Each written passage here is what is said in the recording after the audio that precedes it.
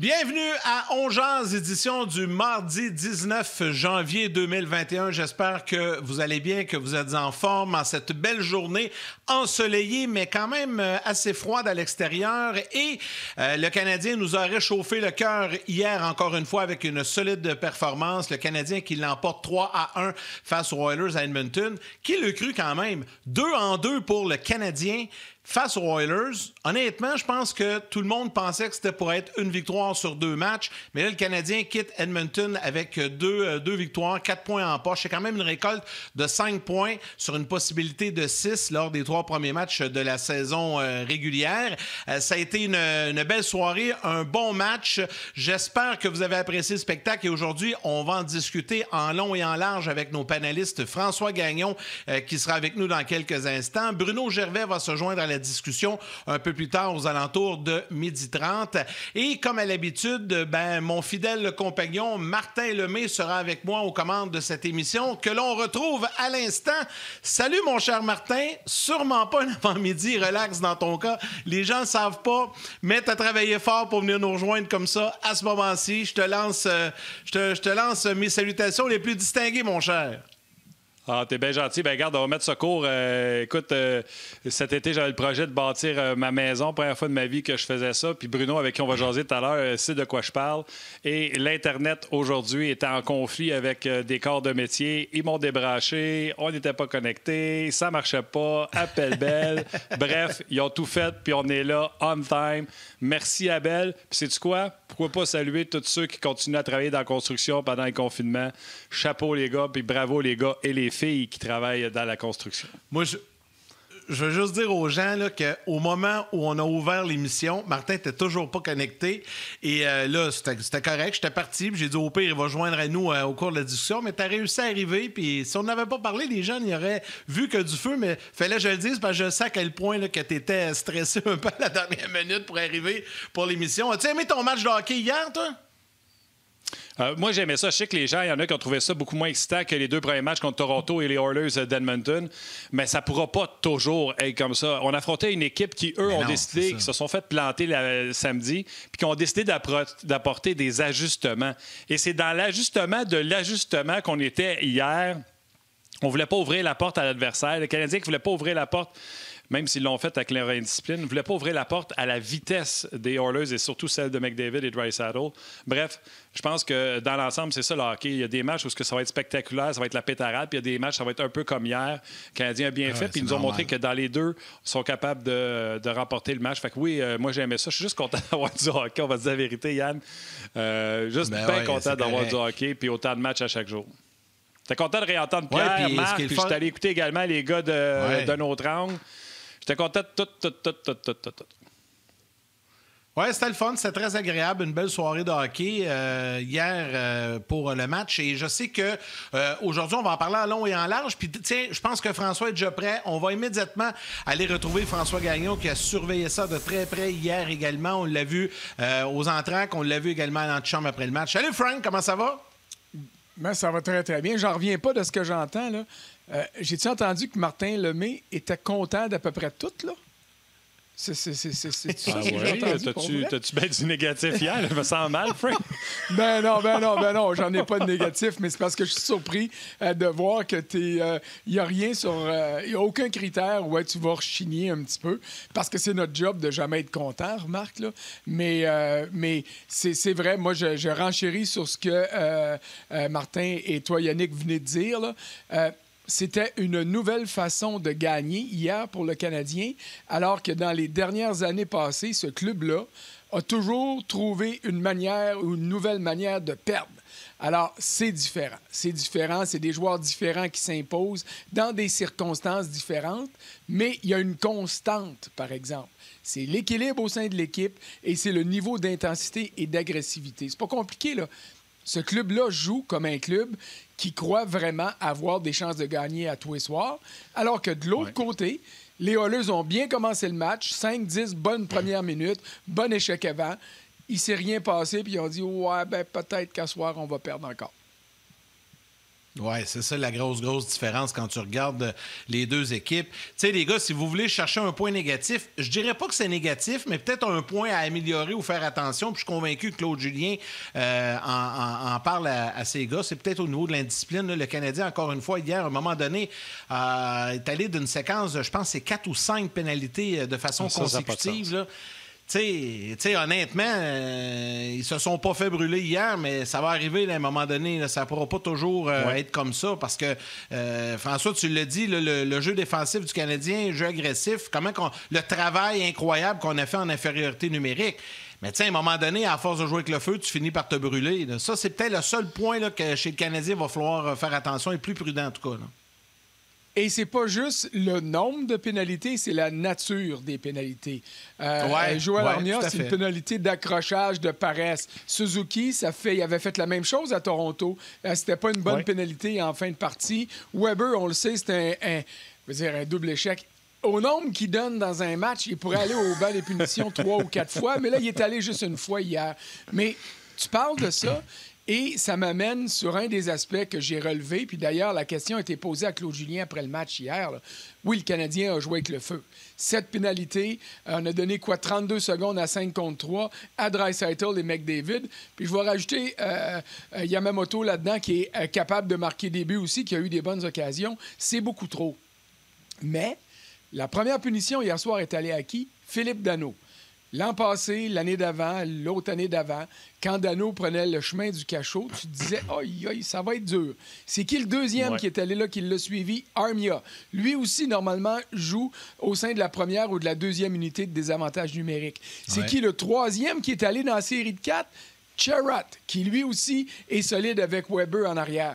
Alors là, dans ces circonstances-là, à moins d'avoir des miracles du gardien, on aurait pu se dire, les Oilers vont en profiter. Mais on a vu hier, à cause de cette circonstance-là, et surtout à cause du nouvel équilibre du Canadien, que pas 1, pas 2, pas 3, pas 4, mais 7 attaquants se sont succédés. Ça fait quoi, ça? Ça fait qu'au lieu de jouer en désavantage numérique comme un pépère de 58 ans comme moi qui met son bâton puis qui attend que le jeu arrive, le Canadien s'en va à l'attaque, complique, on va le dire comme ça, les sorties de zone de l'adversaire, mais en zone défensive est beaucoup plus actif pour bloquer les lignes de tir, bloquer les corridors de passe. Alors ça aide beaucoup la job du gardien, mais en arrière, il faut qu'il fasse la job. Et Carrill l'a fait lors du premier match à Edmonton. Il y a juste eu 3 désavantages numériques dans ce match-là, mais les Oilers avaient eu 10 tirs. Hier, ils en ont eu 8 en 7. Alors, 8 tirs en 7 désavantages numériques ou avantages numériques, là, comme selon le côté qu'on le prend.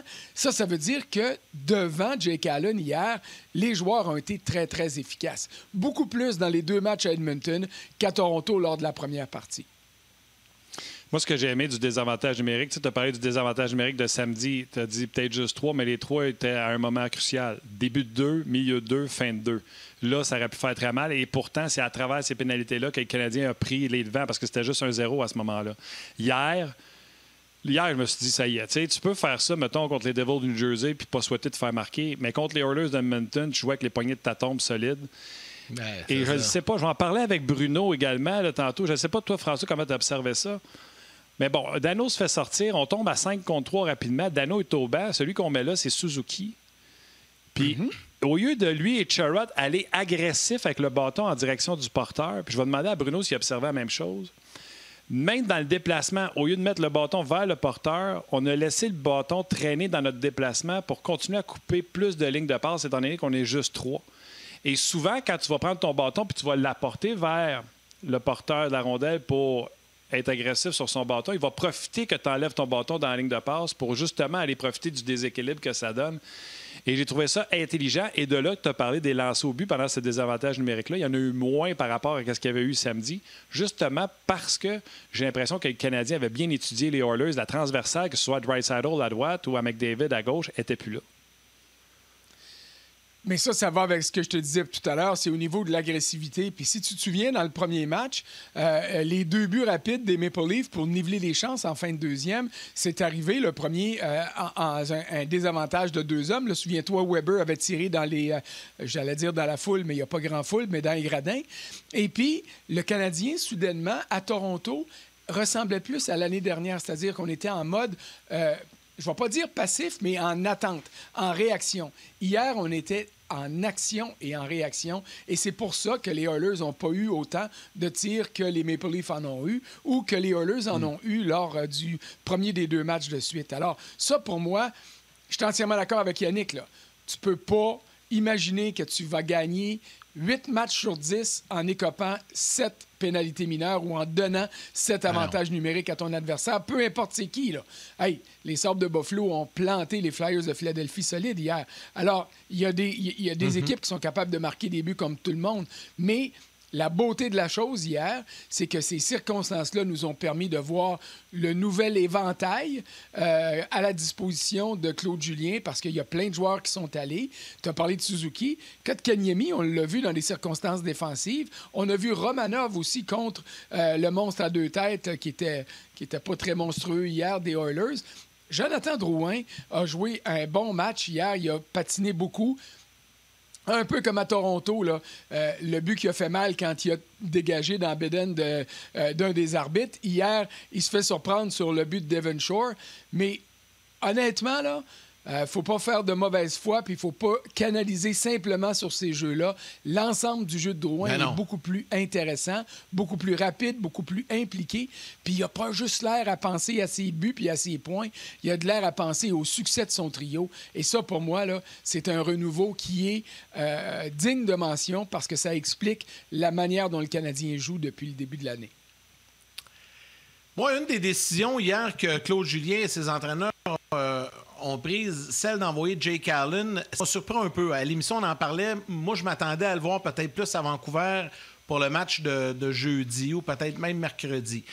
Il y a 2 façons de voir ça. Marc Denis l'a analysé en long et en large. On en a parlé à cette émission. Mais de lui donner le filet hier... Oui, c'est une bonne chose pour permettre à Carey Price de se reposer, mais ça enlève aussi peut-être un peu de pression. Parce qu'imaginez qu'hier, le Canadien l'emporte, Price a une autre victoire, arrive à Vancouver, gagne mercredi. Là, Allen arrive dans une situation où l'équipe n'a pas perdu depuis 4-5 matchs, donc ça met un petit peu de pression. Là, hier, il y avait 2 matchs de jouer, l'échantillon était relativement court, est arrivé là, et... Moi, ce que j'ai vu de Jake Allen hier, c'est, bon Dieu, que ça fait du bien. C'est rassurant de voir que ton deuxième gardien peut aller te chercher des victoires, peut être, pas dominant, mais être un excellent gardien.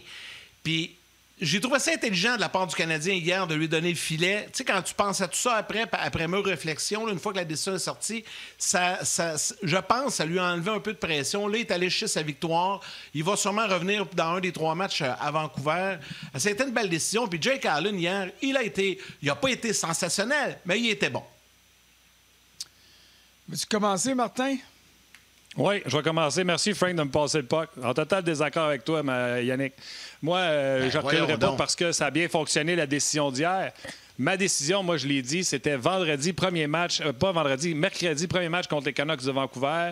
Puis c'était mon opinion, puis tu sais, je la défends encore aujourd'hui. Par contre, est-ce que ce que j'ai vu d'hier de Jake Allen me réconforte? J'étais même pas dans un réconfort de « Ah, il est bon pour un deuxième ». J'étais dans un réconfort de « Hey, sais-tu quoi? » Que ce soit Price ou Jake Allen, on a une performance autant solide, non seulement par les arrêts, par le body language, le message que tu envoies à tes coéquipiers, la direction des retours dans les coins de patinoire, contrairement à Koskinen qui est archi pourri dans ce département.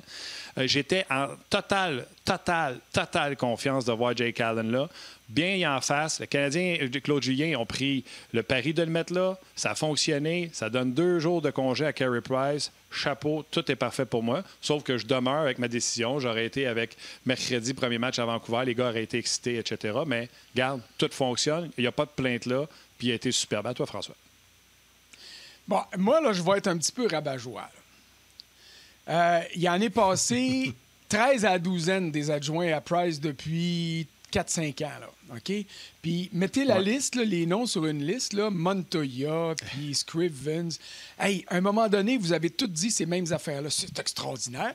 Avez-vous vu le deuxième que le Canadien a obtenu? Ils ont tous eu une chance ou une autre d'avoir un bon match ici, un bon match là. Il n'y en a pas un dans toute ce gang-là qui a été capable de gagner un match quand Price n'était pas accessible, quand Price était blessé, quand la situation devenait importante. Alors, oui, Jake Allen, je suis très heureux de ce qu'il a fait hier. Il a une bonne prestance devant le but, mais on va se calmer le pompon un petit brin, là. Parce que s'il était si bon que ça, il n'aurait pas été largué par les Blues de Saint-Louis. Puis il y a 2-3 ans, là, je vous rappelle qu'il a connu une baisse de régime tellement grave qu'à Saint-Louis, on se disait, si les Blues veulent gagner, ils sont aussi bien de garder Jake Allen sur le banc. Alors, peut-être que la présence, le rôle de deuxième, comme Alak avec Tuukka Rask, va faire que ce gars-là va être bon. Mais avant de crier au génie, je vais attendre un petit peu parce que j'ai été trop échaudé avec toute la gang de numéro 2, numéro 3, numéro 6, numéro 1000 qui sont venus. On a déjà dit de Montoya, qui est absolument sensationnel, que c'était la plus belle invention depuis le pain tranché quand il est arrivé à Montréal. Puis un soir, à Columbus, le canon a sonné 10 fois. Puis il ne s'est jamais remis de ça. Ouais. Alors, attendons. Cela dit, pour ce qui est de la décision, moi, j'ai l'impression, puis ce n'est qu'une impression, que c'est pas le nombre de matchs qui va être important, c'est le rythme qu'on va donner à Allen. Et pour ça, en l'amenant plus souvent, on va maximiser ses chances de réussite parce qu'il va pouvoir garder son rythme. Moi, c'est comme ça que je l'ai interprété hier, et je serais pas surpris que Price va commencer à Vancouver mercredi. C'est tout de suite jeudi soir, le deuxième match. Je serais pas surpris de voir Allen là. Allen. Même si Price va avoir du temps pour se reposer, mais tu donnes à Allen, tu donnes le troisième match à Vancouver à Price. Après ça, ils ont quasiment une semaine avant de rejouer au Centre Bell. C'est pas de la fatigue, c'est de trouver un bon rythme qui va satisfaire les deux et qui va permettre à Price d'avoir un bon nombre de matchs tout en le ménageant. Moi, c'est comme ça que j'interprète ça pour le moment, mais j'ai hâte de voir au fil de la saison comment Stephen Waite va trouver le moyen de gérer ses gardiens, évidemment avec la complicité de Claude Julien. Bien, je suis d'accord avec toi, François, là, mais mon argument, c'était vraiment plus axé sur la décision, pas sur Jake Allen, parce que Jake Allen, oui, non, mais Martin est allé sur Jake Allen. Tu sais, dans les... Oui, c'est ça, mais dans la douzaine de gardiens qui ont passé, par exemple, là, ça, je suis pas mal convaincu qu'Allen, il vient en tête de liste. Là. Mais effectivement, s'il se fait traverser un soir le début, peut-être qu'on va tenir un discours différent. Mais c'était moi, sur la décision. Tu sais, quand tu analyses la décision, parce que hier, quand ça a sorti, du coup, j'étais comme pas convaincu. Tu sais, je pensais comme toi, Martin, hier, puis je le pense encore aujourd'hui, mais quand tu analyses la décision... Moi, je la vois comme ça. Hey, on tape sur la tête des coachs à chaque fois qu'ils prennent une décision. Attends, laisse-moi finir. Ouais. Quand Claude Julien prend une décision puis que ça va mal, on est premier à le crucifier et à le critiquer. Là, il en a pris une qui a bien viré puis qui fait du sens, selon moi. Je voulais juste le mentionner. Tu sais, de temps en temps, c'est le fun aussi de le dire quand nos coachs font prennent des bonnes décisions. C'était juste ça, mon argument. Je ne veux pas partir un débat de 2 heures. Là, t'as-tu fini? Là, t'as-tu fini? Oui, j'ai fini. Là. Vas-y. OK. Pris une bonne décision parce qu'ils ont gagné. S'ils avaient perdu, t'aurais-tu dit la même affaire? Fait que c'est ça, là, vire capot. Non, mais attends une seconde. T'as eu ton temps. Non, mais c'est pas vire capot. J'analyse la décision. OK, vas-y. Laisse-moi aller avec le sourire. La décision, pour moi, elle faisait aucun sens. Tu comprends-tu? Puis elle a fait encore aucun sens. Mais il a gagné. Fait que c'est sûr qu'elle a l'air brillant. Puis c'est bien correct. Pour ce qui est de la performance de Jake Allen, ben non, elle fait pas de sens. Colin, il vient de commencer la saison. Il y a 2 matchs de jouer. Il n'est pas sur un 2-en-2. Elle fait aucun sens. Pire encore, les Oilers d'Edmonton, j'ai fait la statistique hier. Chaque équipe qui se sont fait traverser ou qui n'ont pas joué un bon match, exemple, Colorado contre Saint-Louis, ne se sont pas fait traverser. À 5 contre 5, ils n'ont pas touché au puck. Avalanche est revenu à la game d'après 8-0. On se serait attendu à ce que les Oilers sortent fort. S'ils sont pour sortir plus fort que samedi, ça t'aurait pris de Carey Price. C'est ça la logique de la décision. Il est allé de l'autre bord puis il a gagné. Chapeau. À partir de là, moi, ce que je te dis, c'est la performance de Jake Allen. Puis pour répondre à François, tout ce qu'il a dit, François, là, sur les adjoints de Carey Price, c'est pas moi qui ai inventé Boudaille. Boudaille gardait les buts, faisait un arrêt puis je faisais tout le temps « Oh, Niemi, pas facile. Oh. » Tu sais, c'était tout le temps inquiet. Hier, on avait un gars qui était stable et je vais défendre Jake Allen. C'est moi qui ai parlé que les Blues de Saint-Louis, alors qu'ils étaient bien loin d'une Coupe Stanley il n'y a pas si longtemps, avaient perdu 4-2, je pense, en donnant 14 shots, puis c'était Jake Allen dans le net.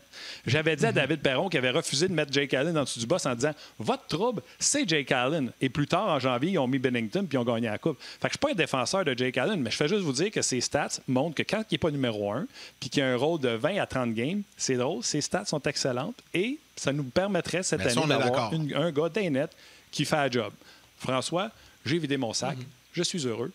Oui, mais je vais juste rebondir sur un des aspects que tu as mentionné. On s'attendait à ce que les Oilers sortent fort, et ils sont sortis fort. Les 10 premières minutes, ils ont été le meilleur club sur la patinoire, le plus rapide. Mais tu sais, regarde, là, tu parlais des Blues et l'Avalanche. Il est arrivé la même chose pour les Oilers. Premier match de la saison contre Vancouver. McDavid ne marque pas. Ils se font planter 5-1, si je ne me trompe pas. Ou 5-2. Ils sont revenus. Deuxième match, tour du chapeau de McDavid.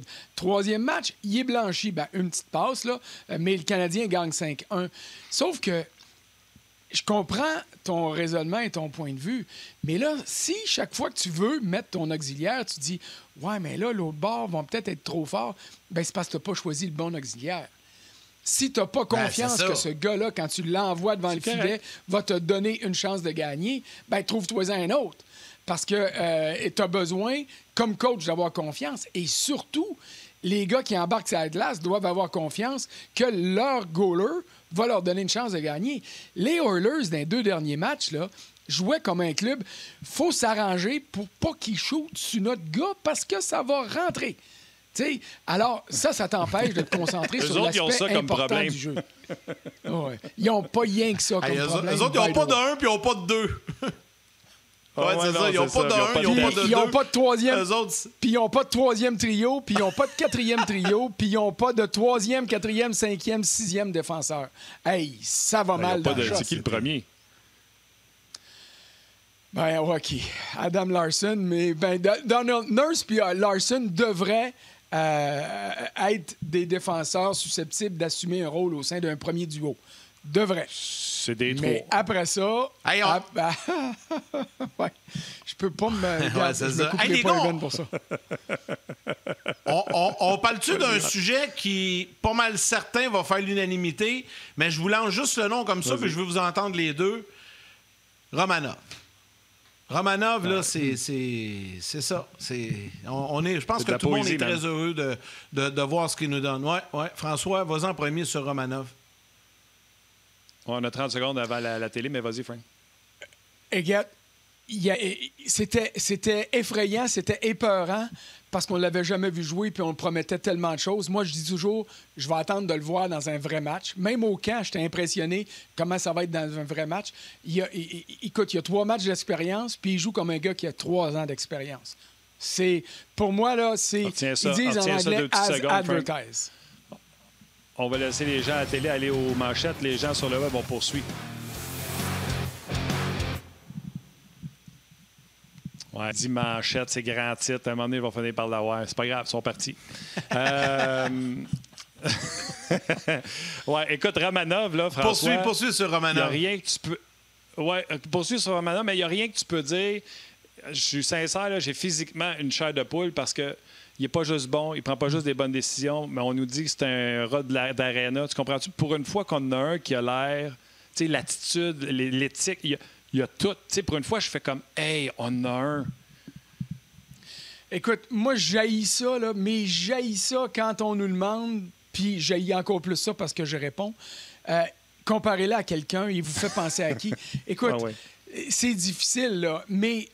Écoute, il y a un côté spectaculaire qui est intéressant, qui n'est pas encore exagéré et j'espère qu'il ne deviendra jamais. Je fais référence ici à Piquet Souban qui a gaspillé un talent phénoménal en des fois en voulant épater la galerie. Puis ça, ben, qu'est-ce que tu veux? Ça a fait tourner la sauce puis c'est pas correct. Ça y enlève pas ses qualités, là. Je parle d'un des aspects négatifs. J'espère que Romanov ne se rendra pas là.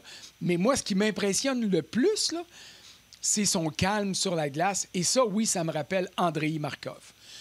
Quand il est en contrôle du jeu, tu as l'impression qu'il regarde tout le monde puis il dit « OK, ça va bien aller, il n'y a pas de problème.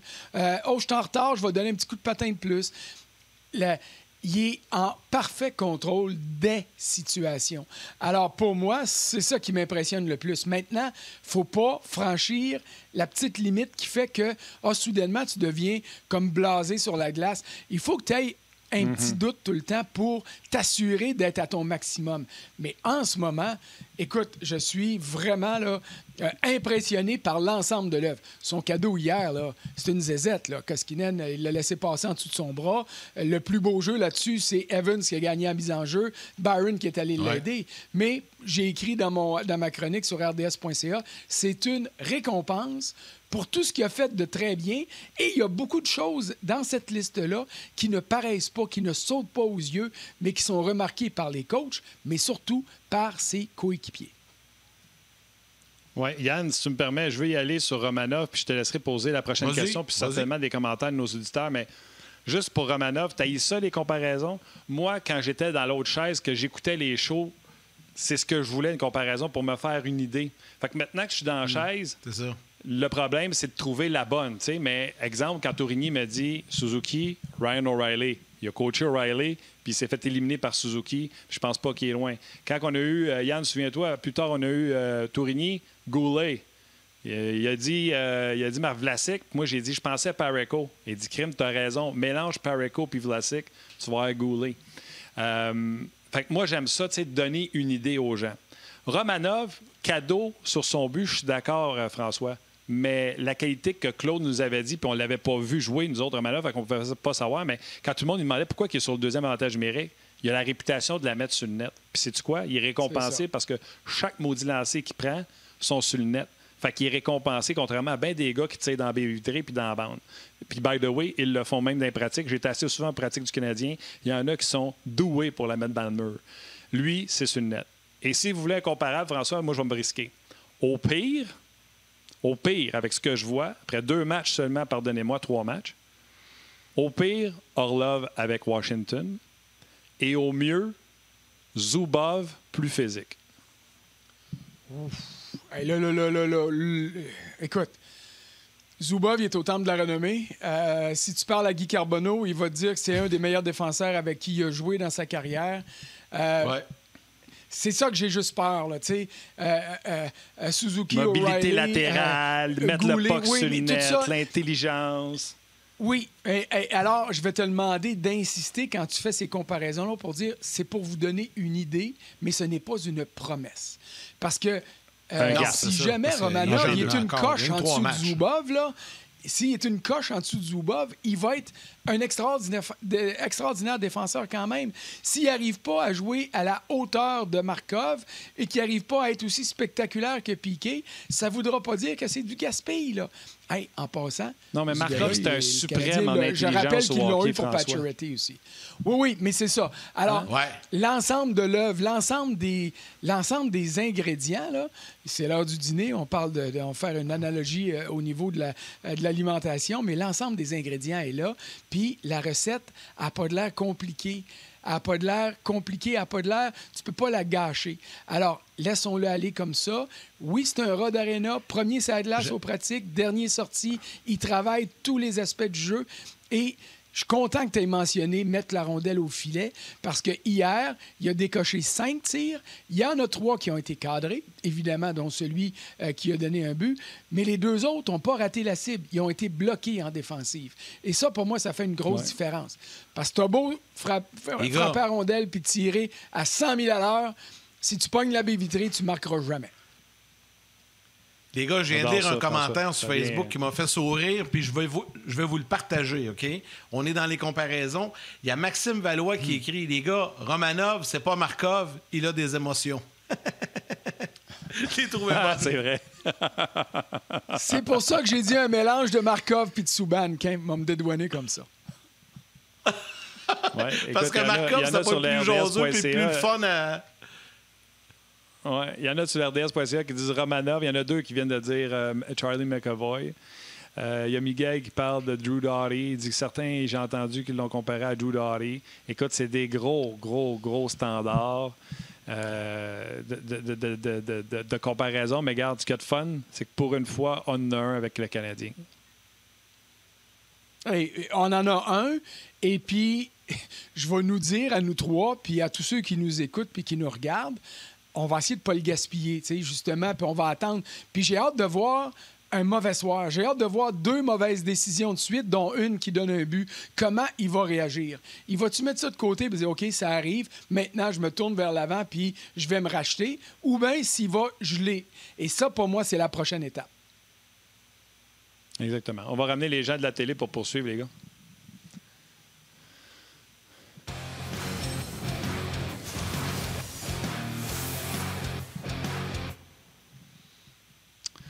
On était avec François Gagnon pour les gens qui étaient au grand titre et on faisait des comparables pour Romanov parce qu'on est content de voir ce qu'on voit. On a parlé de Markov, on a parlé de Subban, on a parlé de Zubov, on a parlé de Orlov. À cette heure, c'est à vous de décider ou d'aller retourner voir l'émission, voir si on a dit qu'il était pour être meilleur ou moins bon que ceux-là. En tout cas, il n'y a pas personne. Il n'y a pas personne qui le compare à Fallin puis à ces gars-là. Hein?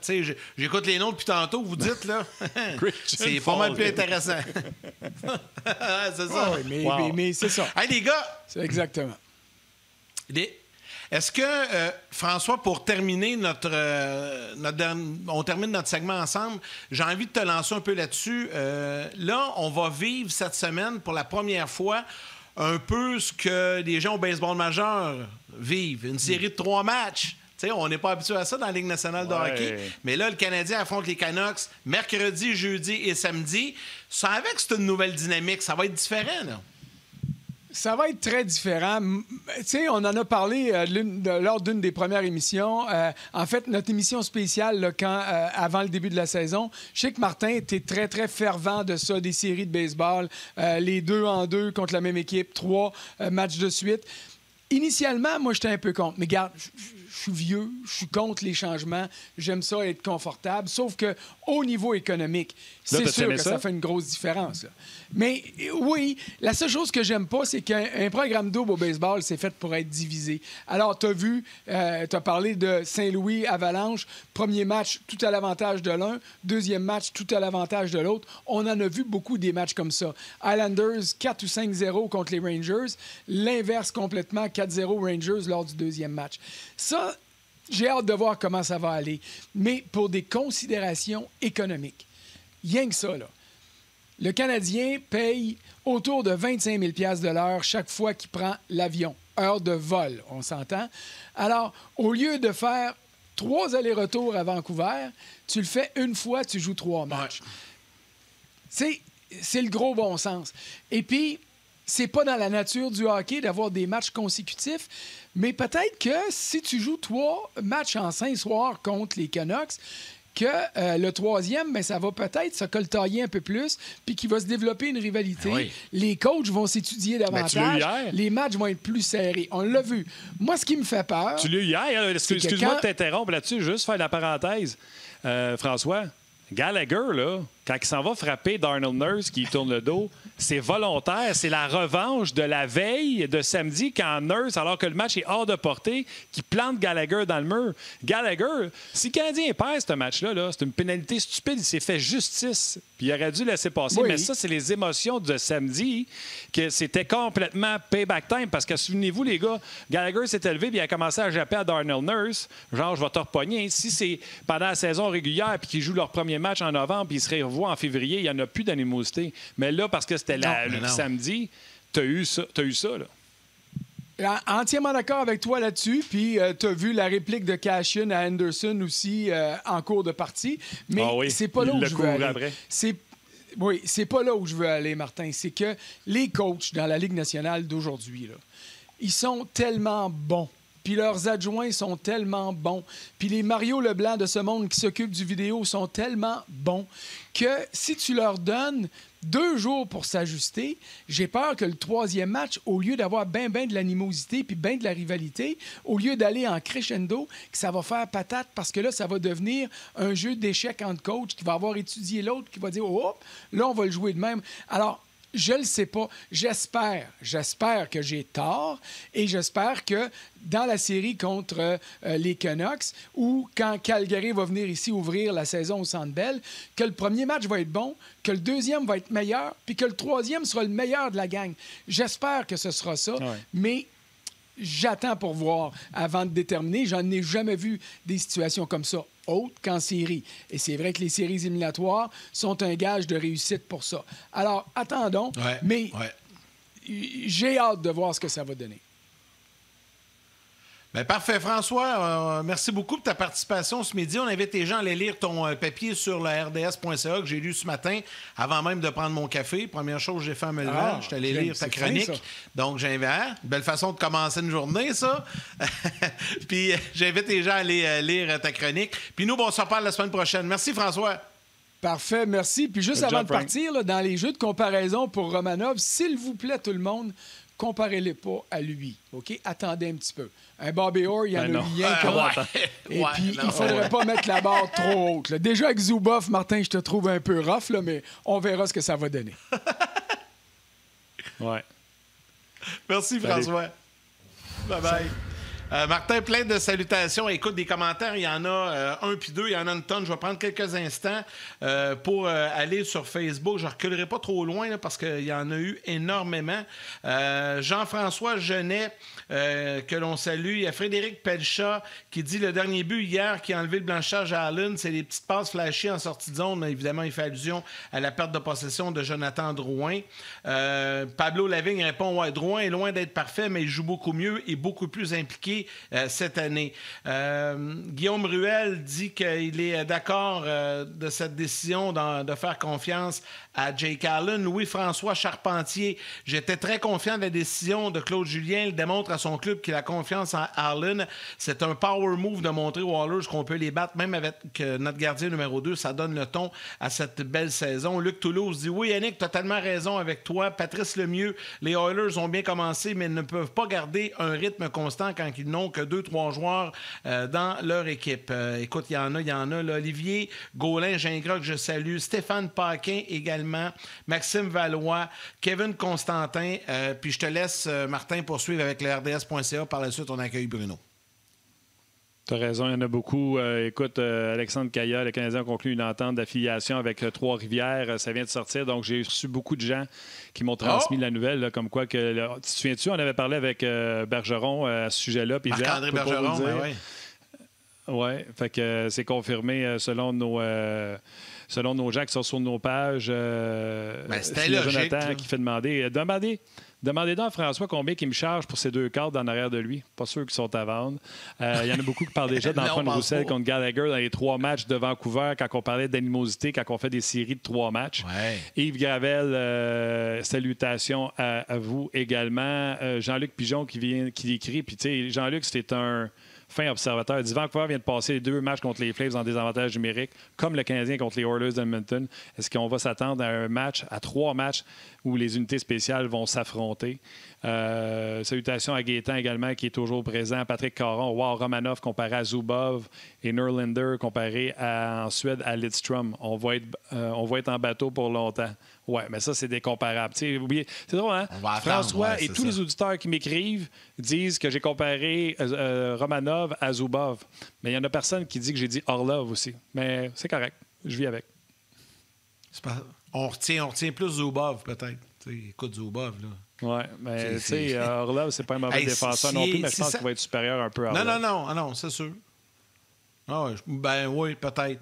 Mais là, si, comme François dit tantôt, s'il s'approche, disons, à 80% de Zubov, là, on en a il va être bon en tabarnouche. Ça, c'est le fun. Puis comme tu as dit, je retiens ce que tu as dit tantôt. Là, c'est le fun. On en a un avec nous autres, là, un vrai. Bébite d'Arena. Ouais, pour une fois. Mais là, on va en parler avec un gars qui a connu aussi une belle carrière comme défenseur dans la Ligue nationale. Notre collaborateur, Bruno Gervais, qui est là. Salut, mon Bruno. Salut, les boys. Hey, Bruno, tu veux savoir Charlie Coyle dans ton pool? Charlie Carl dans mon pool. Mais Martin, c'est parce que toi, le problème, c'est que tous tes joueurs dans ton pool, c'est tous les meilleurs. Tous les meilleurs, ils valent bien plus que tous les autres. Hein? Non, je ne peux pas. Attention à ce que tu dis, mon Bruno Gervais. Je vais mettre sur la place publique les offres de trade que tu me fais pour mes meilleurs joueurs. Tu vois ça que c'est pas chic, mais c'est correct. Ouais, je sais. Tu sais que je t'aime. C'est pour ça. Fait que Bruno, ce que tu es en train de nous dire, c'est que...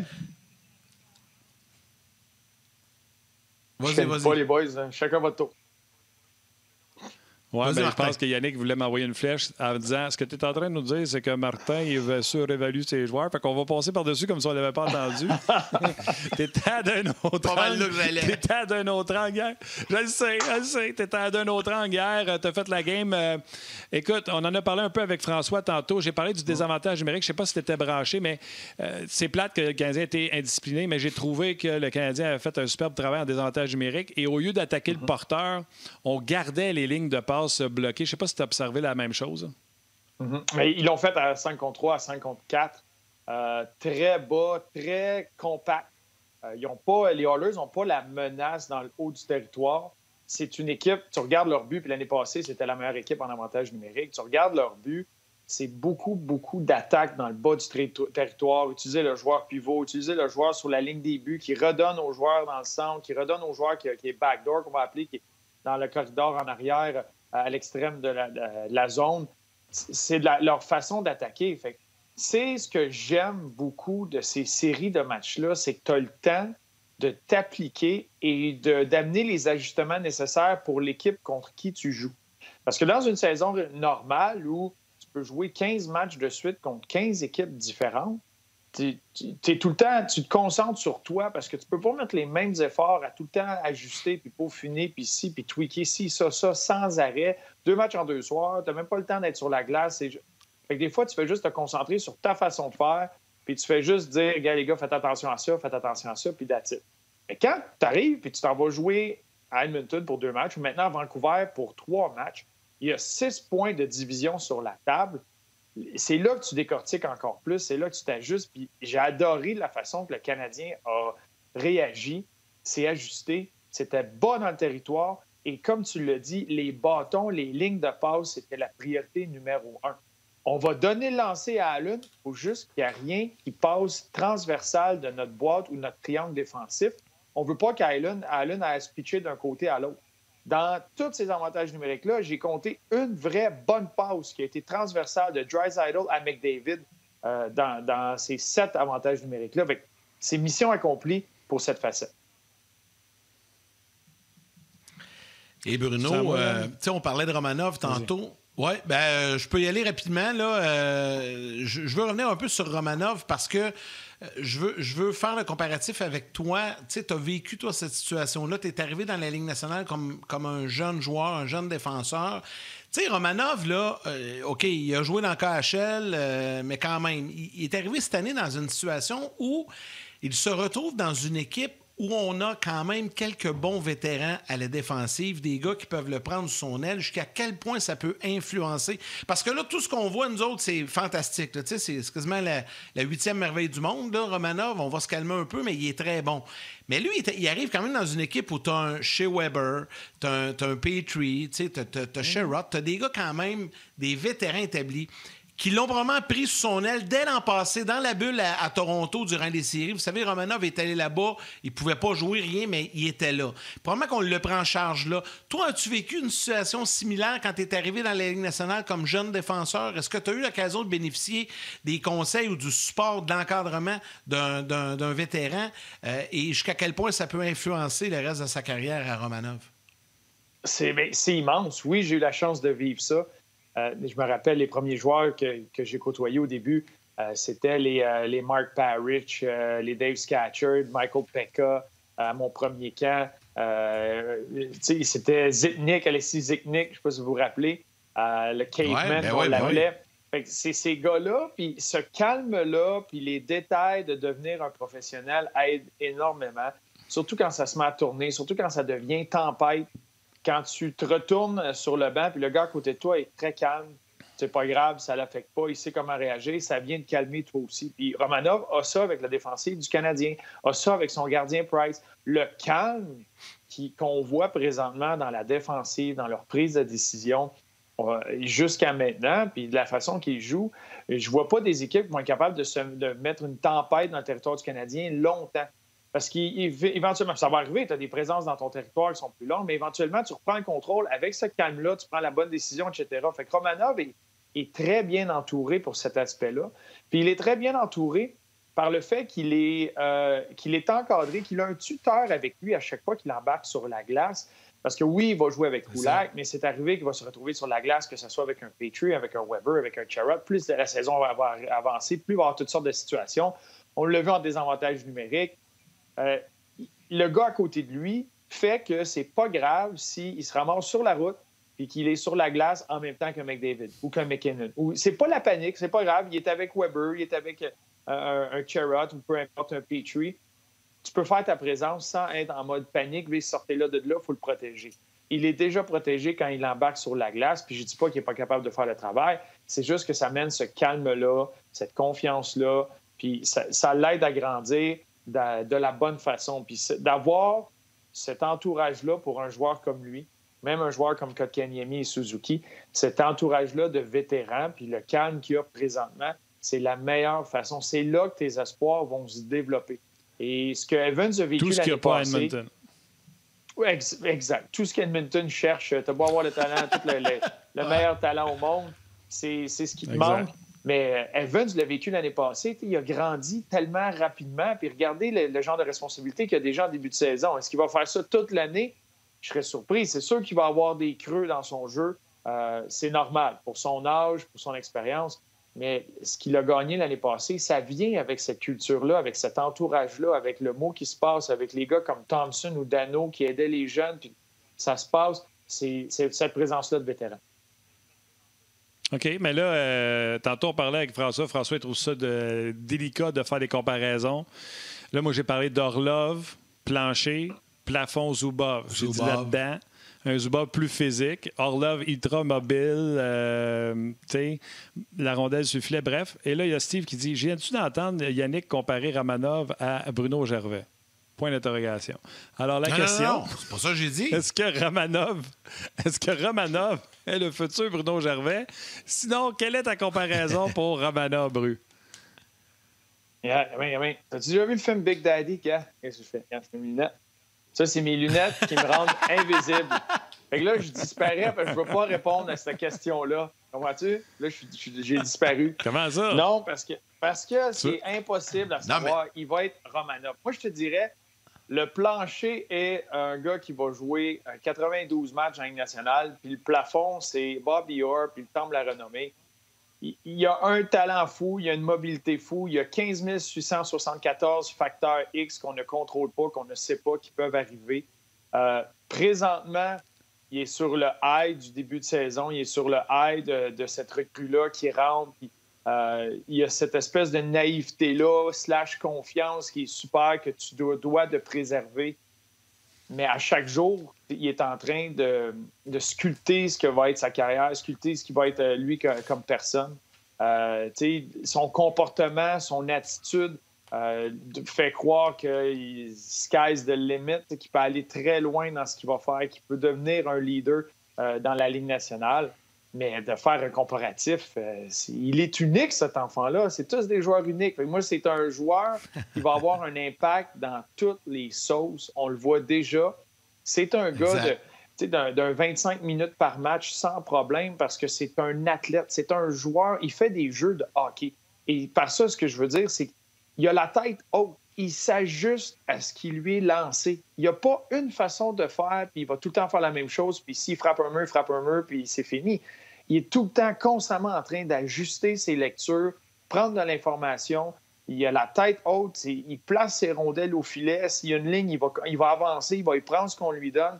Fait que cette capacité de lire le jeu, cette confiance-là de le faire et de réagir rapidement, lui donne... Il n'y a pas de limite à ça, mais combien de fois j'ai vu des joueurs avoir un début de carrière incroyable, puis là, il frappe un coach que ça ne marche pas, il déclic une blessure, un ci, un ça, puis pouf, capote. Ou le contraire. Il y en a que c'était fini, ça n'a pas d'allure, c'est fini, il reste quelques matchs à jouer, puis d'un coup, il s'en va au balotage, il se fait ramasser, il y a un gars qui l'aime. Moi, j'ai vécu... j'étais avec Nate Thompson, avec les Islanders. quand il a été mis au balotage, dans ma tête, c'était je souhaite au moins finir la saison, puis je en souhaite une autre dans la Ligue nationale, puis il joue encore. Et tu le sais pas, tu peux pas comme réaliser. Le gars s'est tellement ajusté pour finir son jeu. Il a trouvé un coach qui l'aimait en Guy Boucher, puis Guy Boucher a fait de lui le joueur si important pour les équipes, tout ce qu'il amène comme vétéran, comme leadership.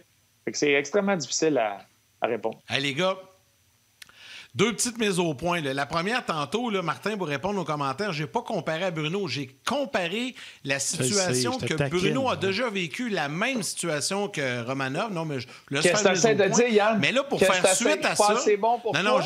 C'est bon pour toi, Yann? Non, c'est pas ça que je dis.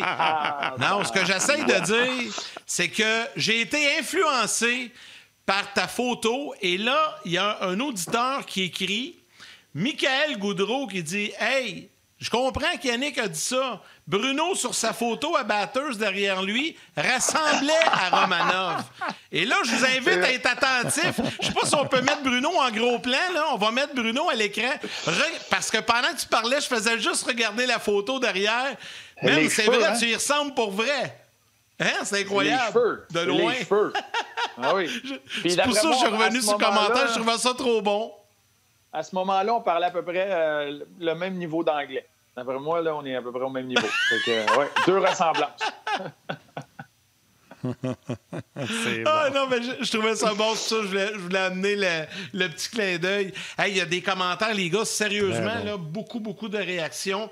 Je vais prendre de petit instant. Il y a Marco Larabie qui écrit « Personne parle de Anderson et le fait qu'il est probablement blessé. » Donc, on pourrait y revenir. Je vais vous poser la question. Stéphane Dufresne dit « On parle pas assez de Jeff Petrie. Il est solide, il frappe, il produit, je l'adore. » Vincent Leroux, le Canadien joue avec confiance. Ça faisait longtemps qu'on n'avait pas vu ça. C'est vrai, ça. Sébastien Boucher qui dit « 2 choses qui me frappent dans le jeu d'ensemble. C'est clairement le mouvement de la rondelle sur le jeu de puissance et l'échec avant du Canadien. » Et là, je reviens, puis Martin, je vais te laisser lire des commentaires, mais je veux qu'on parle de ça. Anderson, hier, il a quitté le match. Il est revenu en fin de période. Semblait un peu moins à l'aise hier. Là, on ne fait pas état de rien. Il a joué tout le match. Est-ce qu'il y a une blessure? Je pense pas. Peut-être incommodé, par exemple, Pierre Anderson. Oui, c'est très possible. C'est fort possible. Il n'y a pas grand gars qui sont à 100%. C'est les bobos qui se passent. J'ai bien hâte de voir. Ça va être suivi. 4 matchs en 6 soirs. C'est certain que si c'est trop encombrant. C'est une journée de congé aujourd'hui. C'est une journée de repos. Et ça va être quand il va remettre les patins ou quand il va retourner à l'aréna demain. Il va pouvoir savoir il y en est où avec ça. Mais ça fait partie d'une saison. C'est là pourquoi tu as de la profondeur. Hein? On parle un peu de Yoel Armia présentement qui fait rien. Comment ça? C'est pas évident pour un joueur comme lui de trouver son rôle, trouver son identité dans une équipe. Ça l'a tellement changé de l'année passée à cette année, de se sentir aussi engagé. C'est pas évident pour tout le monde de voir son jeu ou son rôle être ajusté. Et c'est ça. Fait que là, peut-être, si c'est ça, si Anderson est blessé, c'est justement peut-être un Armia qui pourrait se sentir encore plus engagé puis faire, lui, son début de saison dans les prochains matchs. C'est pour ça que tu vas chercher, que tu essaies de balancer tes 4 trios. Il y en a un qui tombe au combat, tu continues, la machine n'arrête pas. Ah, non, c'est ça. Écoute, moi aussi, j'ai beaucoup de commentaires, les gars. Il y a Francis qui, pour rajouter ce que tu disais, Bruno, il parle de Martin Saint-Louis qui a fabriqué sa carrière lui aussi, juste pour nommer que ceux-là. Les gens à la télé, bye-bye, on se jase demain, bye-man, puis on continue sur le web. Écoute, j'ai été surpris quand on m'a dit que c'était la fin. Ça a donc bien passé vite. Y a-t-il déjà 1 heure? Ça n'a pas de sens. Ça va vite. Non, ça va vite. Hein? Oui, ça va très vite. Oui, écoute, les pattes brunes. Le gars s'appelle les pattes brunes, puis il y a le logo des Oilers d'Alford. C'est pas moi, je le connais pas, mais je l'aime déjà. Il dit, tu sais, plus souvent au but aussi, en parlant certainement de Romanov, qui j'en parlais tantôt, Bruno, met tout le temps la rondelle au filet. Puis ça, là, pour les joueurs qui sont devant le filet, c'est important. Salutations à Guillaume. Guillaume qui parle de Josh Anderson. Tu sais, à un moment donné, Josh Anderson, juste pour les gens peut-être qui n'ont pas vu le match, Anderson a quitté, il avait de l'inquiétude à savoir pourquoi il n'était pas au banc. Revient, première présence à la glace. Cassian s'en va en arrière du filet du Canadien. Puis c'est comme si Anderson avait tassé le défenseur du Canadien pour aller frapper Cassian. Cashin s'est mis à chercher Anderson. Anderson s'est pas gêné d'aller chercher la rondelle pour une sortie de zone. A pris la mise en échec, s'est fait revirer à l'envers, cul par-dessus tête. Mais écoute, en patin, Cashin, il voulait le prendre en mise en échec. Tu sais, j'aime ça. C'est rare qu'on a eu ça à Montréal. Tu sais, c'est rare qu'on ait un défenseur comme Ramanov, une recrue qui a autant de potentiel. Puis c'est rare qu'on ait un gars qui a envie d'aller donner une mise en échec à Lucic, même s'il sait que ça va revenir, ou une mise en échec à Cashin, parce que Lucic n'avance plus vraiment. C'est le fun, de finalement, les avoir de notre bord au lieu de tout le temps être les victimes ou l'équipe qui n'a pas de bonne recrue. C'est le fun, pour une fois. Je suis complètement d'accord avec toi. Il y a cet enthousiasme-là. Ça fait 10 ans là, que ça végète. C'est sûr que là, on tombe excité vite. Là. C'est clair. Pour te relancer, Bruno, on a parlé, toi et moi, matin, de Jake Evans, qui, après avoir connu un premier match ordinaire, a connu un bon deuxième match. Puis hier aussi, c'était un meilleur Evans. Je l'ai aimé en désavantage numérique. Je l'ai même aimé quand il était en fond de territoire en désavantage numérique pour garder la rondelle dans ses patins pour tuer une dizaine de secondes. Là. C'est-tu ça, Jake Evans? Là, tu ne sors-moi pas encore l'argument de on va le laisser se mouler avec sa carrière puis faire de l'or sur le bois puis la glace. Sors-moi pas cet argument-là. Là. Mais c'est-tu ça, Jake Evans, ou ça va continuer d'évoluer, ça va continuer de s'améliorer? Bien, moi, je pense que ça va continuer de s'améliorer parce que c'est un gars qui est là, parce qu'il y a un quotient intellectuel, un IQ, là, un QI hockey incroyable. C'est un gars qui fait les détails. C'est un gars qui est attentionné partout où il est sur la glace. Il est très intelligent. Fait il peut s'ajuster à n'importe quoi. Mais lui, c'est un petit gars là, que quand il était jeune, il dominait. Et c'était une machine offensivement. Il y a eu dans son coin, il vient de l'Ontario, il y a eu, on l'appelait le Jake Evans Rule, à un certain moment où il n'avait le droit que marquer 3 buts dans un match. Après ça, il fallait qu'il arrête de compter. Il était obligé de passer la rondelle. C'était un de ces petits joueurs-là, un surdoué offensivement, qui a complètement ajusté son rôle. Avec Laval, c'est la même chose, mais à Laval, là, il est en avantage numérique, en désavantage numérique, il est à toutes les sauces parce que c'est le genre de gars que tu peux mettre sur la glace n'importe quand. Il fait les bonnes choses. Et là, je veux pas, partez pas en feu, là, je dis, gars, je fais juste dire que moi, le joueur que j'ai vu grimper comme ça rapidement, c'était Patrice Bergeron.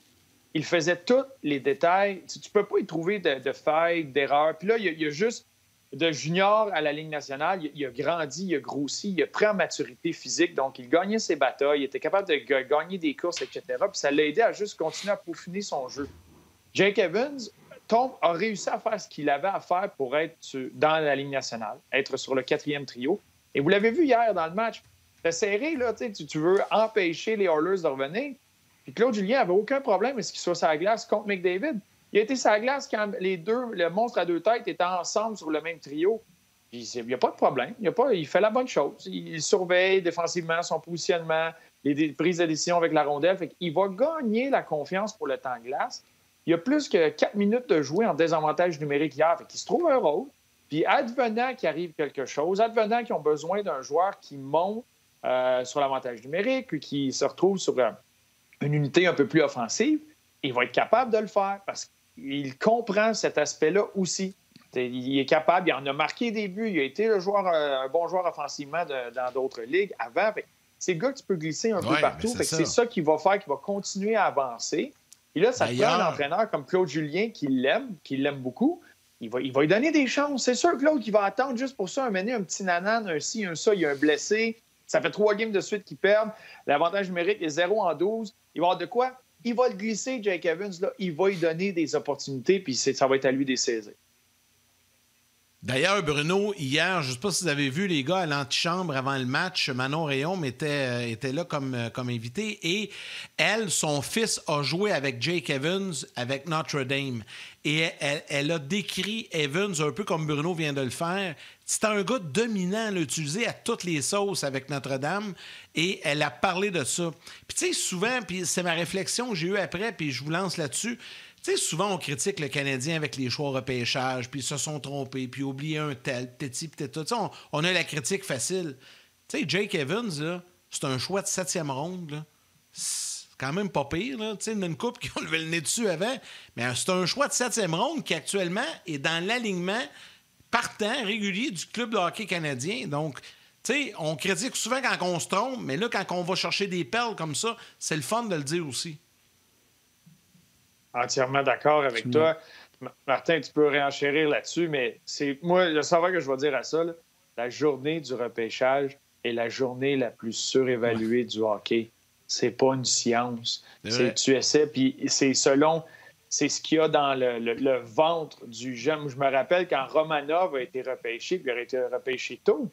Il y a des équipes qui ne le trouvaient pas sur leur liste. Ils pensaient qu'ils avaient oublié un joueur tellement qu'il était loin sur leur liste.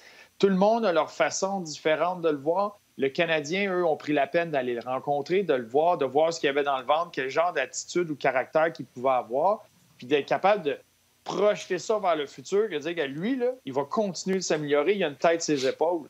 Mais il aurait pu rencontrer, que ce soit une demoiselle ou un groupe d'amis qui l'amène dans le champ gauche, c'est fini. Il n'est pas là aujourd'hui, puis on n'en parle pas, puis gars, c'est un autre choix de deuxième ronde qui éclot pas. Il y a tellement de facteurs X qui peuvent venir influencer la vie de jeunes hommes de 17 ans, 18 ans. C'est impossible à savoir. Regarde-toi, tu as rencontré Max Talbot. Regarde ce que tu as vu. Tu vois, si je ne l'avais pas rencontré, je serais encore dans la ligue. D'après moi, 3 trophées Norris.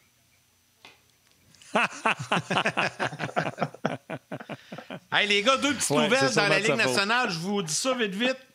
2 petites nouvelles vite avant qu'on termine l'émission. Le match Caroline Hurricanes Predators ce soir à Nashville s'est remis à plus tard. Il semblerait qu'il y aurait des cas de COVID chez les Hurricanes de la Caroline. Et là, il y a le collègue Marc Brassard, du Journal Le Droit à Ottawa, qui confirme que Paul Maurice vient de dire que Patrick Laine ne jouera pas ce soir contre les Sénateurs et que c'est Laurent Brossoit qui sera le gardien partant. Donc, Laine n'est pas dans l'alignement et le match Caroline-Nashville remis à plus tard. Il semblerait qu'il pourrait y avoir des cas de COVID, en tout cas, le protocole de COVID du côté des Hurricanes. Oui, ça va être un dossier à suivre. Ça va faire partie de la vie. Ça va être compliqué. Ça va être quelque chose à suivre avec la saison. Il n'y a pas beaucoup d'espace pour les matchs reportés. Puis là, tu es déjà rendu à 3 équipes qui vont avoir utilisé cette espèce de semaine-là, tampon, là, qui vient aider pour les matchs. Fait que là, il faut que tu tiennes ton équipe serrée jusqu'à la fin de l'année puis tu espères de prendre le contrôle rapidement parce que ça ne sera pas long qu'il va manquer de temps pour jouer tous ces matchs-là. Juste vous rappeler que les Stars de Dallas ont autant de points que les Blackhawks de Chicago, mais ils n'ont pas joué un match encore. Ouais, c'est vrai, c'est bon. Bonne observation. Je suis content. Je suis vraiment content. C'est mon grand chum, Jeremy Colleton, qui est entraîneur-chef à Chicago. Puis ils ont signé une extension. Et j'étais tellement content pour lui parce que je regardais la formation, je regardais l'équipe. Puis je disais, aïe, ça va être la saison de 56 matchs la plus longue de l'histoire avec les Kirby Dach, là, les Jonathan Toews qui sont pas là. Ce qui se passe devant le filet, ça va être un beau cauchemar pour ce personnel, tout le personnel qui est là. Ça va être très long. Pas juste ça. Il est aussi matière, les entraîneurs, là, en n'ayant pas de club de même. Là, lui, là, il a besoin de le regarder et de le frotter, son contrat, parce que il n'y aura pas de succès. Là. Fait que quand ça va être fini à Chicago et qu'ils vont te domper, là, pas sûr que quelqu'un va lui donner une autre chance après. Là. Non, mais tu vois, l'organisation des Hawks croit beaucoup en lui, croit beaucoup au développement. Puis ils ont changé leur fusil d'épaule. Oui, tu as encore un noyau, puis ça va être très intéressant de voir qu'est-ce qu'ils vont faire avec ce noyau-là. Est-ce qu'ils vont justement utiliser certains de ces joueurs-là pour accélérer la reconstruction? Mais c'est une équipe qui mise déjà sur les jeunes qui s'en viennent dans l'organisation, sur le fait de reconstruire, sur le fait de développer ces jeunes-là. C'est pourquoi Jeremy Colleton est là. Ça a été la façon qu'ils l'ont trouvé, ça a été pourquoi ils l'ont amené dans l'organisation. C'est en termes de développement. Puis c'est ce qu'ils vont faire avec lui, c'est ce qu'ils veulent faire avec ces jeunes-là. Il y a de très bons jeunes. Il manque des grosses pièces. Là. C'est certain que tu vas avoir besoin d'un gardien à un certain moment. Tu vas avoir besoin de profondeur puis de bons joueurs. Mais sa mission va être ça. Il va être jugé sur le fait qu'il est capable de développer les jeunes joueurs qui sont là. Là, c'est plate parce que c'est une saison complète que Kirby Dach va manquer, qui en est un des grosses pièces offensivement. Mais tu as plusieurs bons jeunes et c'est là qu'il va être évalué sur son travail.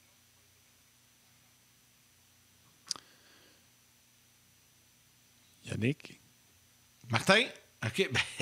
Si tu viens de me dire que t'enchaînais, donc, oui, je suis d'accord avec toi. Puis, tu sais, il faut être patient aussi avec ces entraîneurs-là parce qu'on le sait. De toute façon, là, sais, les autres directeurs généraux dans la Ligue, ils le savent aussi. Là, le gars, là, il peut être un super, super bon entraîneur, mais s'il n'y a pas d'équipe, qu'est-ce que tu veux qu'il fasse? Il peut pas... ils le savent. Là, les gens vont sûrement reconnaître ses capacités. Puis à Chicago, il va falloir être patient un petit peu. Puis une fois que ça va... Dak va revenir l'an prochain. Puis là, ils vont se trouver un gardien, j'imagine. Là, il va arriver quelque chose. Moi, je pense pas on n'aura pas fini d'en jaser Moi, et d'en discuter. Hein? Pas d'accord. Moi, je pense qu'un entraîneur peut faire une différence. Les Blackhawks de Chicago comptent encore un des meilleurs joueurs de la Ligue en Patrick Kane. Mais Martin, ils ne feront pas série. Strome. Non, je le sais qu'ils ne feront pas. Mais c'est pas vrai qu'un entraîneur ne peut pas faire une différence. C'est ça que je te dis. Moi, puis tu sais, je trouve ça plate parce que Bruno, c'est un de ses chums, mais j'y ai déjà dit, là, dans le privé, là, il ne m'a pas convaincu de grand-chose, Colliston, ou en tout cas lui. Pour moi, c'est la même matière que Hines avec les Devils, que tout le monde voyait big, puis que là, il vient de le prendre avec les Prédateurs de Nashville. Je ne suis pas plus convaincu. Il y a ces entraîneurs-là, des fois, que ça ne fonctionne pas. Ça va marcher, mettons, au niveau inférieur. Axtall avec les Flyers, là, ça marchait big là, avec l'université. Ça ne marchait pas dans la Ligue nationale de hockey. Puis Alain Vigneault est arrivé l'année suivante, puis curieusement, ça marchait. Mais ce qui est en commun avec ces gars-là, puis Alain Vigneault, c'est un exemple avec tout ça, c'est qu'ils ont trouvé Carter Hart.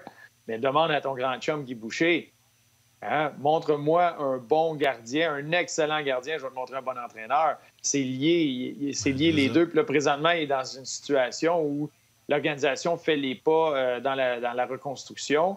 Puis tant aussi longtemps que tu n'auras pas de gardien, il va écoper. T'as beau, il a amené beaucoup de changements, il a amené des façons de faire, des façons de communiquer bien différentes que ce que c'était avec Kenville. Mais tu n'as pas de gardien, il n'y a rien qui peut tenir. Non, ça c'est Tu as beau avoir les deux meilleurs joueurs au monde, tu n'as pas de gardien. Demande aux Oilers d'Edmonton. Ben, c'est ça. Tu n'as pas de gardien. Tu peux être un excellent entraîneur, le meilleur entraîneur au monde. Tu n'as pas de gardien. À moins que l'entraîneur ait des réflexes de chat, à moins que ton entraîneur soit Félix Potvin, tu le mets dans les nets. Tu as un entraîneur, tu n'as pas de gardien, ça ne marche pas. Je suis d'accord avec toi, Bruno. Fait que tu vois, ton argument, Martin, elle tient pas. Bon, on va se laisser là-dessus. Hey, c'était juste te tirer la pipe. Hey, Bruno, merci. C'était bien le fun à midi, encore une fois. Hey, merci à vous autres, les boys. On se revoit. On refait ça bientôt. Là. Ça commence à être excitant. Ça part. Armando, tes lunettes. Ouais, fini, la même. Là. Armando, tes lunettes. Je disparais. Fini. T'as de l'air de Jerry Maguire. Tom Cruise en Jerry Maguire. C'est de ça que t'as de l'air avec tes lunettes. C'est mes lunettes de poker. Ouais. Salut, Bruno. Extra pour un trade, le gros. Salut. Salut. Merci à Bruno Gervais, donc, qui est avec nous aujourd'hui. Merci à François Gagnon également, qui était là. Ce soir, on vous a donné les petites nouvelles les plus fraîches dans la Ligue nationale de hockey. Les Sénateurs qui jouent contre les Jets ce soir. Le Canadien, c'est congé d'entraînement aujourd'hui, donc repos total. On s'en va à Vancouver et l'action va reprendre demain, 2 matchs en 2 jours. En fait, c'est 3 en 4 contre les Canucks, mais mercredi, jeudi, on va affronter les Canucks. Donc, merci. On va suivre ça et merci beaucoup à vous tous d'avoir été très nombreux à réagir sur les différentes plateformes, sur les médias sociaux. Merci d'avoir été avec nous, que ce soit à la télé ou sur le web. Valérie qui a fait tout un travail, encore une fois, à la mise en onde, réalisation de cette émission. Joël aux médias sociaux également. Et toute l'équipe de production en régie à RDS. Un gros merci. Puis la bonne nouvelle, c'est qu'on vous retrouve demain sur le coup de midi. Et Martin, comme à l'habitude, je te laisse le mot de la fin. Salut les jaseuses. Salut Man. Salut Yann. Salut.